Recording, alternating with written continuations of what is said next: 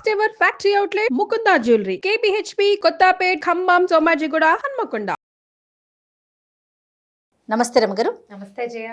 రమగారు, చెప్పులు వేసుకొని ఇంట్లో నడవటం చాలా కామన్ విషయం ఈ రోజుల్లో నిజం చెప్పాలంటే.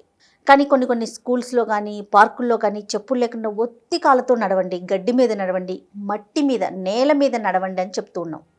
కానీ ఇంటికి వచ్చేసరికి మాత్రం ఖచ్చితంగా చెప్పులతోనే నడుస్తున్నామండి ఇళ్లలో అందరం కూడా. మరి మీ సంగతి నాకు తెలీదు, నేనైతే మాత్రం చెప్పులతోనే నడుస్తానండి. ఎందుకు? నాకు కాలు యాక్సిడెంట్ అయింది రమగారు, నాది మీకు తెలుసు కదా. నాకు గ్రిప్ ఉండదు, జారిపోతానన్న ఒక ఫీల్ అనిపిస్తుంది, నాకు భయం, ఆ కాలు గట్టిగా వేయలేకపోతానేమోనని. అయితే చెప్పులతో నడవకూడదనే విషయం కూడా నాకు తెలుసు. అసలు వచ్చే నష్టాలేంటి, ఒత్తికాలతో నడవాలా? మళ్ళీ ఇంకొకటి ఏంటి, ఇది ఫ్లోర్స్ కదా, మట్టి కాదు. మట్టి అయితే ఆ బెనిఫిట్స్ వేరుంటాయి. ఇప్పుడు మనం డిఫరెంట్ ఫ్లోర్స్ మీద నడుస్తున్నాం కదా, ఇక్కడ కూడా మనము ఒత్తికాలతో నడవాలా?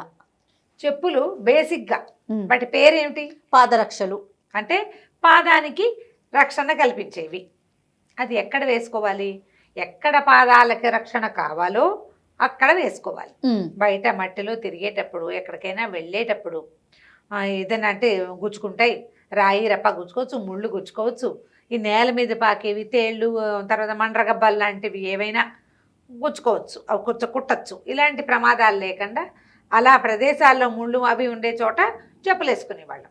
క్రమంగా అదేమైంది, అన్ని చోట్లకి చెప్పులు కాదు, మళ్ళీ ఆ షూస్ అవి ఇవి వచ్చినాయి.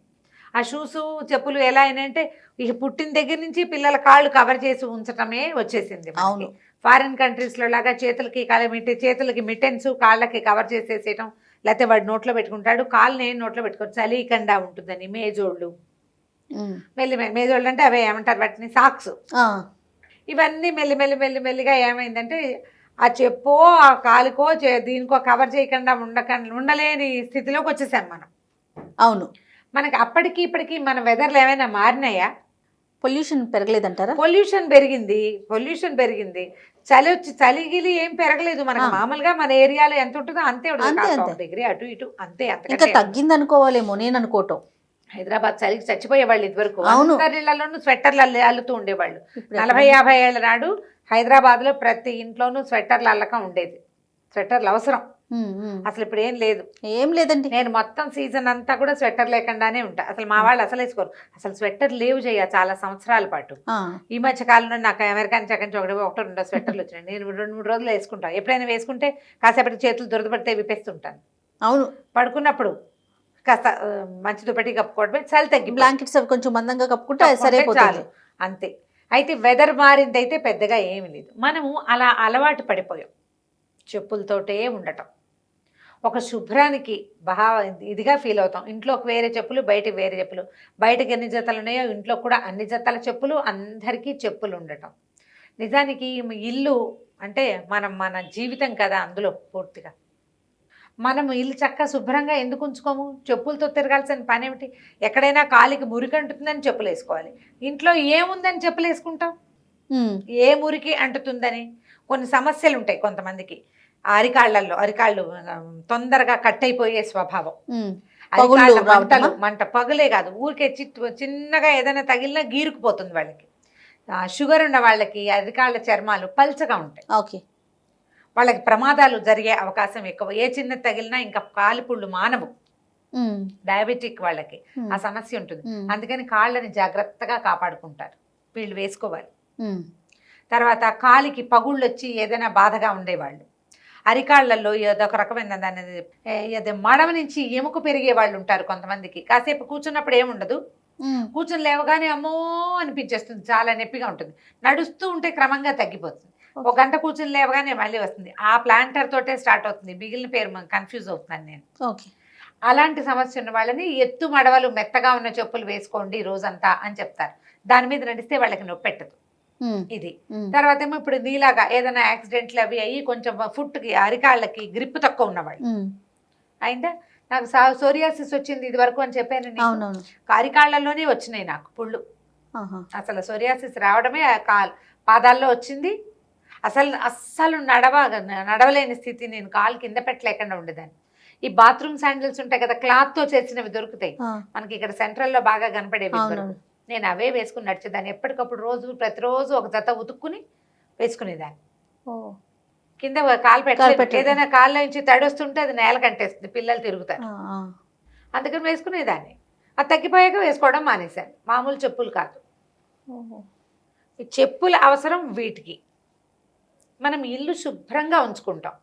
మనం బయట అంటే బయట చెప్పులు వేరు, ఇంట్లో చెప్పులు వేరుగా నువ్వు ఉంచుకుంటావు. ఆ. కానీ ఒక అమర్యాదగా అనిపిస్తుంది నా మటుకు నాకు. ఇంట్లో కూడా చెప్పులు ఇంట్లో వేసుకోవడం కూడా చెప్పులు వేసుకోవటమా అనిపిస్తుంది. ఇంట్లో చెప్పులు వేసుకోవడం అనేది తప్పు అని భావించే జనాల్లో నేను కూడా ఉన్నా. ఓకే. కాకపోతే ఇంట్లో చెప్పులు కూడా వేసుకోకపోతే అనాగరికతగా భావించే జనాలు విపరీతంగా ఉన్నారు ఇప్పుడు. మేము ఎవరింటికో వెళ్తుండే వాళ్ళం చాలా ఏళ్ల క్రితం. వాళ్ళకి బాత్రూమ్ బయట ఒక జత చెప్పులు ఉండే. బాత్రూంలోకి వెళ్ళేటప్పుడు చెప్పులు వేసుకెళ్ళాలి అని. ఎందుకు కాళ్ళు కడుక్కోరా మీరు అని అడిగేదాన్ని నేను.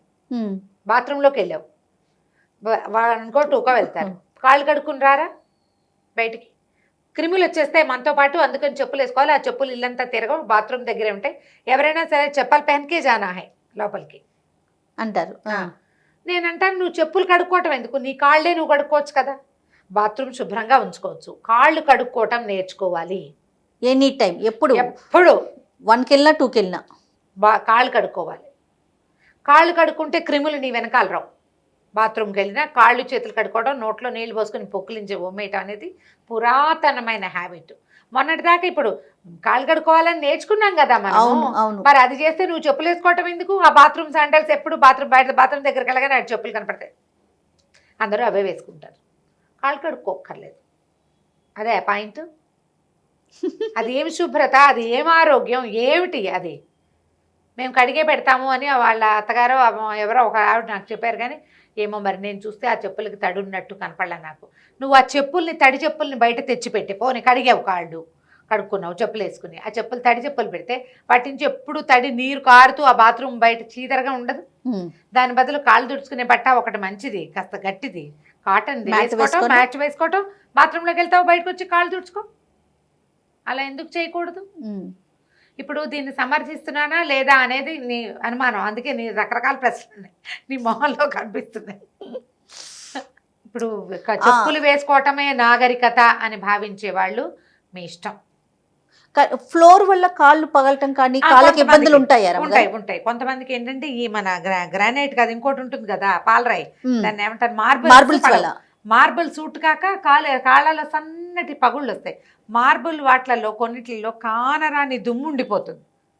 ఆ దుమ్ము వల్ల సిమెంట్ లాంటిది సన్న మైన్యూట్ డస్ట్, కాళ్ళు పగులుతాయి.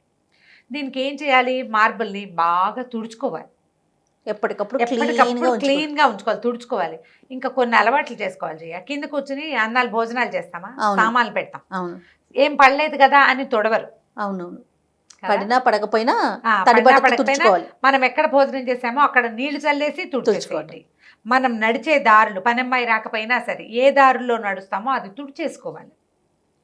తుడుచుకుంటూ ఉంటే ఏమవుతుందంటే ఇల్లు శుభ్రంగా ఉంటుంది, మీకు ఆ సమస్య ఉండదు. ఇప్పుడు అలా ఉన్నది అనుకో, ఏది కరికాళ్ళల్లో పగుళ్ళు వస్తాయి, సాక్స్ వేసుకోండి. రమ్మగారు సాక్స్ గ్రిప్ దొరుకుతుందా నడవటానికి? కాటన్ సాక్స్ అయితే గ్రిప్ దొరుకుతుంది. కాటన్ సాక్స్ అయితే ఈ క్రోషియా తోటి అల్లే సాక్స్ చాలా సింపుల్గా అల్లుకోవచ్చు, డిజైన్లు బాగుంటాయి, మనమే అల్లేసుకోవచ్చు. మీకు వచ్చారు అమ్మగారు? క్రోషియాతో అల్లుకోవచ్చు. అన్నీ ఏమిటి, నాకు అసలు ఏమీ రావు. మా పెద్దక్కయ్యని వసంతని తీస్తే ఇంకేమిటి వాళ్ళు చింపేస్తారు, సమస్తమైనవి వచ్చు వాళ్ళకి. మా కార్తీక్ కూడా వచ్చా మా క్రోషియా. అసలు కార్తీక్ గురించి చెప్పొద్దు. క్రోషియాతో అల్లుకోవచ్చు, అవి గ్రిప్ ఉంటాయంట. కాబట్టి గ్రిప్ ఉంటాయి. చిన్నపిల్లలు కూడా, పిల్లలు నడిచే వేళల్లో కాళ్ళకి అవి ఏమైనా గుచ్చుకుంటే సాక్స్ వేస్తారు. కాకపోతే అట్లా ఎప్పుడు సాక్స్ వేసే ఉంచడం అంత మంచిదేం కాదు. మీ వాతావరణాన్ని బట్టి చేయాలి అది. మన హైదరాబాద్, బందరు, జిట్టుగూడూరు, బెదవాడ వీడికి ఎక్కర్లేదు అంత సాక్స్, అంత అవసరం ఏం లేదు. మామూలుగా నడిస్తేనే పిల్లలకి గ్రిప్ దొరుకుతుంది, నడక బాగా వస్తుంది. షూస్ కూడా ఎక్కువ వాడేస్తున్నారండి వాళ్ళ. రేపు పిల్లలకి వాళ్ళు స్కూల్కి వెళ్ళే పిల్లలు రమ్మగారు, ఇప్పుడు హనీ లాంటి పిల్లలు స్కూల్కి షూతోనే వెళ్తారు కదా, బయట ఆడుకోవటానికి కూడా షూసే వాడుతున్నారు రమ్మగారు. అది ఎంతవరకు కరెక్ట్? అంత మంచి పద్ధతి ఏం కాదు. పాదాలు పెరగవు కదా, గాలి తగులుతూ ఉండాలి. మనకి ఫంగస్ ఫామ్ అవటము అవి చాలా ఇబ్బందులు వస్తాయి. పాదం పెరుగుదల అవసరం కదండి? అవసరం, పెరగాలి కదా, మనిషిని బట్టి పాదం పెరగాలిగా. కొంచెం గాలి ఆడుతూ ఉండాలి. అసలు మన బేసిక్ ఇండియన్ థింగే. సౌత్ ఇండియా అంతా కూడా శరీరానికి గాలి తగలటం అవసరమైన పరిస్థితులే మనవి. అందుకే మన బట్టలు చీరలు, మన దుస్తులు పంచెలు మగవాళ్ళవి. నార్త్ ఇండియా చూడు, వాళ్ళంతా ఆడవాళ్ళ పైనుంచి కిందకి వేసుకుంటారు. మగవాళ్ళు నువ్వు దేవాలయాల్లో అర్చక స్వాములకు కూడా ఫుల్ బట్టలు ఉంటాయి, కోట్లు వేసుకుని ఉంటారు. అవును అవును. వాళ్ళకి మనలాంటి సిద్ధాంతం లేదు. మనకు ఊర్ధ్వ వస్త్రాలు ఉండవు, మగవాళ్ళకి పై బట్టలు ఉండదు. ఆడవాళ్ళకి బ్లౌజులు చిన్నవే, స్తనక వల్కలాలే ఉండేవి.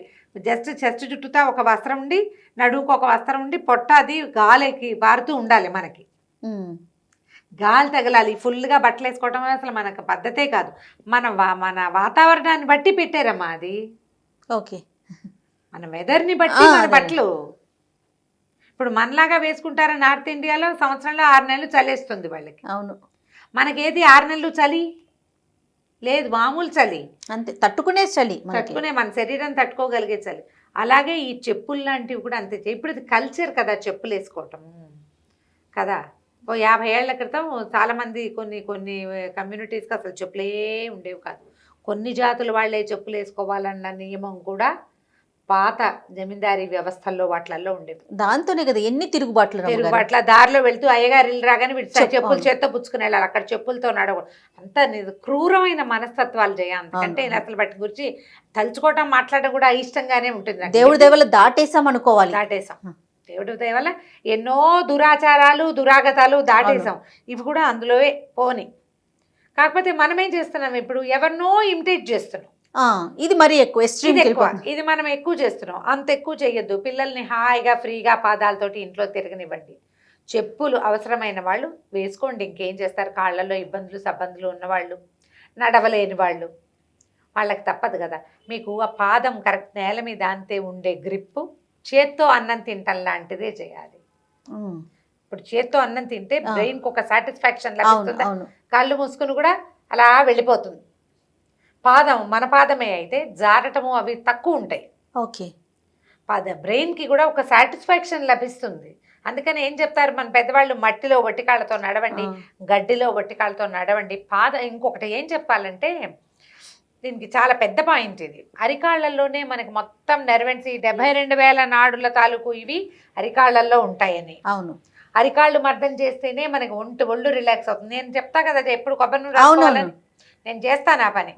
ఎంత బద్ధకంగా ఉండి పిచ్చి పని అలసిపోతాయి. 12 గంటలకి కళ్ళు మూతలు పడిపోతాయి. అట్లాగే మెల్లిగా అరికాళ్ళకి నూనె రాసుకొని పడుకుంటే పొద్దుటికి ఫ్రెష్గా లేస్తాం. ట్రై చేసి చూడండి. పాదాల్లో అంతది ఉంది. మన నేలని మన పాదం ఫీల్ అయితే దాని ఇది వేరేగా ఉంటుంది. చెప్పులో ఏముంటుంది? ఆ చెప్పుకి ఏదో ఒక పదార్థమే కదా, అంతే కదా, దాని మీదే మెటల్ కదా, ఒక ఐటమ్. అది ఒక ఐటమ్ అంతే. ఒక రబ్బరు లేకపోతే ఏదైనా ప్లాస్టిక్ కాదు కానీ రబ్బర్ లాంటి వ్యవహారమే ఉంటుంది అందులో, అంతే కదా. లెదర్లు లేకపోతే బయటికి వెళ్ళేటప్పుడు తప్పకుండా చెప్పులే వేసుకుంటాము. కనీసం ఇంట్లో ఉన్నప్పుడైనా పరిసరాలు శుభ్రంగా ఉంచుకొని మన ఓన్ థింగ్ని మనంగా ఫీల్ అయ్యే అవకాశాన్ని తీసుకోండి. పిల్లలు చెప్పులు ఇష్టం లేకపోతే వాళ్ళని బలవంత పెట్టకండి. నేను ఇప్పటికీ చిట్టుగూడు వెళ్తే చెప్పులు వేసుకోను, నడిచేస్తారు. కాళ్ళతో నడుస్తాను నేను ఎప్పుడు. చిట్టుగూడు వెళ్తే ఇక చెప్పులు మళ్ళీ ఏదైనా కారు ఎక్కి వెళ్ళేటప్పుడు, బస్సు ఎక్కి బయటికి వెళ్ళేటప్పుడు తప్ప, అక్కడి నుంచి పెద్దకి గారింటికి వెళ్ళినా, గొడ్డదొడ్డకి వెళ్ళినా, ఎక్కడికి వెళ్ళినా నేను మొదటి నుంచి ఒట్టికాళ్ళ గోలే నాకు. ఇప్పుడు కూడా మొన్న వెళ్ళినప్పుడు కూడా అంతే, ఒట్టికాళ్ళతోనే నడుస్తా. నాకు ఆ ఒట్టి పాదాలతో నడిస్తే ఆ ఎర్త్ అండ్ ఫీల్ చాలా సంతోషాన్ని ఇస్తుంది. అది చాలా రోజులు ఆ సంతోషం రిటైన్ అయ్యి బ్రెయిన్లో ఉంటుంది. ఆలోచించి చూడండి. తప్పకుండా రమ్మగారు. మనం తిరిగిన పరిసరాలు అవన్నీ కూడా మన బ్రెయిన్ బాగా ఫీల్ అవుతుంది. పాదాలతో నడిస్తే పాదాలతో నడిస్తే ఉండే ఫీలు చెప్పులతో నడిస్తే రాదు. మీకు ఇబ్బందులు ఉంటే హాయిగా వేసుకోండి, మరికి తప్పదు కాబట్టి. పిల్లల్ని బలవంత పెట్టబోకండి. పిల్లల్ని కూడా బలవంతం చేస్తున్నారండి. చెయ్యొద్దు. వేసుకోండి. మనం వేసుకోవటం కాక వాళ్ళతో కూడా వేయించే ప్రయత్నం చేసి ఇది బలవంతం చేయండి. బాత్రూంలోకి వెళ్తే కమ్మోడే కదా, కింద పడలేదు కదా అలాంటి ఆలోచన చేయకుండా బాత్రూంలోకి వెళ్తే కాళ్ళు కడుక్కోవు అని నేర్పించండి. శుభ్రంగా ఉంటుంది ఇల్లు, శుభ్రంగా ఉంటుంది ఇల్లు. చక్కగా తుడుచుకోండి. ఎంత బాగా తుడుచుకుంటే అంత శుభ్రంగా ఉంటాయి. మనం తిరగచ్చు అంతే. ఇప్పుడు అపార్ట్మెంట్లో ఉన్నాం, మన ఇంట్లో ఉన్నంతే తిరుగుతాం. బయటకు వెళ్ళేటప్పుడు చెప్పులు వేసుకెళ్తే సరిపోతుంది. ఆ చెప్పులు ఏవో బయటే ఉంటాయి. చెప్పులకి ఇంట్లో కూడా ప్లేస్ ఇవ్వటం ఎందుకు? అంతే. రైట్ రమ్మ గారు, నమస్తే. నమస్తే.